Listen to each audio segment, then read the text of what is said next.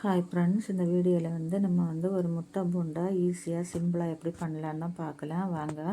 இப்போ நான் ஒரு பாத்திரத்தில் ஒரு கப் அளவுக்கு கடலை மாவு எடுத்துருக்கிறேன். அதை அரிச்சு எடுத்துக்கோங்க. அதுக்கப்புறமா கொஞ்சமாக ஜீரகம் எடுத்துருக்கிறேன், 1½ டீஸ்பூன் மிளகாத்தூள் எடுத்துருக்கிறேன், தேவைக்கு உப்பு போட்டுக்கோங்க, கொஞ்சமாக சோடா உப்பு போட்டுட்டு அதுக்கப்புறமா கொஞ்சமாக பெருங்காயத்தூள் போட்டு இந்த மாதிரி தண்ணி விட்டு நல்லா கட்டி இல்லாமல் கலக்கி வச்சுக்கோங்க. கலக்கி வச்சதுக்கப்புறமா இப்போ நான் கொஞ்சம் முட்டை வேக வச்சு தோடு எடுத்து நான் வச்சுருக்கிறேன்.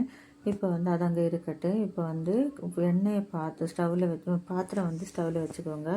பாத்திரம் சூடானது எண்ணெயை விட்டுட்டு எண்ணெய் சூடானதுக்கப்புறமா இந்த முட்டையை அந்த மாவில் முக்கி இந்த மாதிரி எண்ணெயில் போட்டு எடுத்துக்கோங்க. முட்டையை நம்ம போடும்போது தீயை சிம்மில் வச்சுக்கோங்க. எண்ணெய் முட்டை போட்டால் எண்ணெய் தெறிச்ச வாய்ப்பு இருக்குது. அதனால தான் நம்ம இப்போ ஒன்றை நம்ம எடுத்துட்டோம். அடுத்ததே நம்ம அதே மாதிரி போட்டு எடுத்துக்கலாம்.